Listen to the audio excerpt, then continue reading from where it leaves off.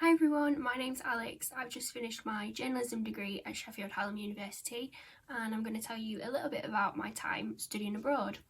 So in the second semester of my second year, I went to Madrid in Spain for 6 months. So I went for the full semester, got there in about January and came home at the end of the semester in summer and then was ready to start my third year in the following September.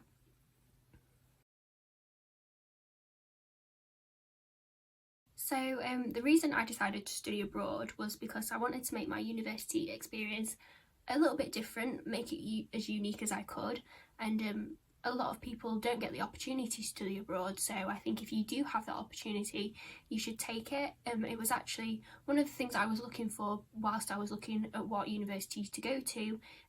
On the open days, it was one of the things that I was looking for. So when I saw that in Hallam's prospectus, they offered it to journalism students, it was one of the reasons that I decided to come to Sheffield Hallam.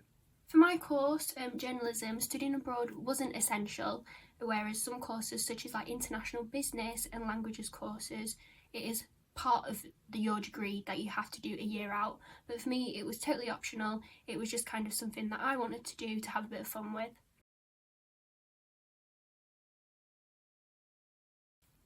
The main benefits for me was that it was going to make my CV stand out. I was going to meet a lot of people from it, learn a lot of skills. I'd already been learning Spanish for a year at Sheffield Hallam. I was doing a language course in the business school, so I kind of wanted to learn more Spanish, and especially if you throw yourself in the deep end, if you're living amongst it, you're going to learn a language a lot better. So that was one of the main reasons for me.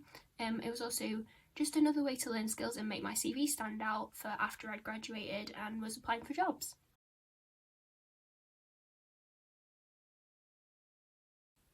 I'd say the biggest thing that I took home from studying abroad, on top of me not only improving my Spanish, was becoming more independent.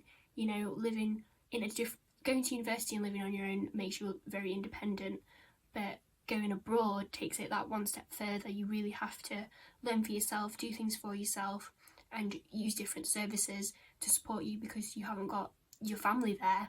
So you do learn a lot from it and you do grow up pretty fast. So yeah, that really helps me learn a lot about myself as well.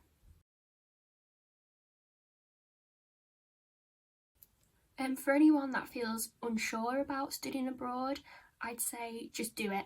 You know, I felt that way when I was looking at applying. I wasn't sure if I was going to like it, and I actually had the option to go for the whole year, and I ended up just going for one semester. But looking back on things, I kind of wish I'd done the whole year because one semester just went by so fast. So I'd say, yeah, just apply for it, you'll love it. Just get stuck in and get involved with as much as you can.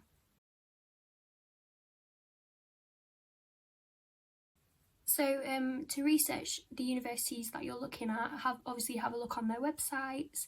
The university will Hallam will give you a document full of different things that you need to know about the university you're looking at, and a lot of the times the universities abroad that you will be looking at will send their students to do their study abroad here in Sheffield, so you can meet them, ask them questions about what they think their university back home is like.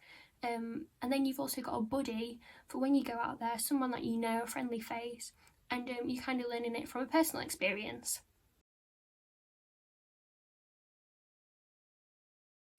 So, my biggest tips would be, obviously, studying abroad can be quite expensive, so you need to set yourself a budget.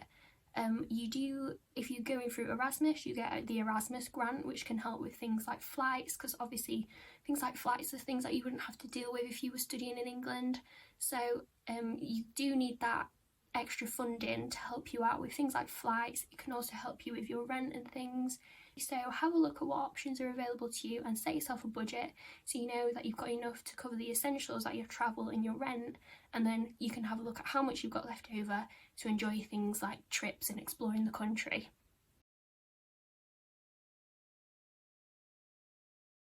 My other tip would be to mix with as many people as you can. You know, there's going to be people from all over the world. I met people from Canada, Mexico, the Netherlands who have actually become some of my best friends. I still speak to them nearly every day, and I've even been out to visit some of them, so it's a nice holiday that I get to look forward to when I go and visit them. So yeah, try and meet as many people as you can from all these different backgrounds, and you'll learn a lot about different cultures and countries as well by doing that.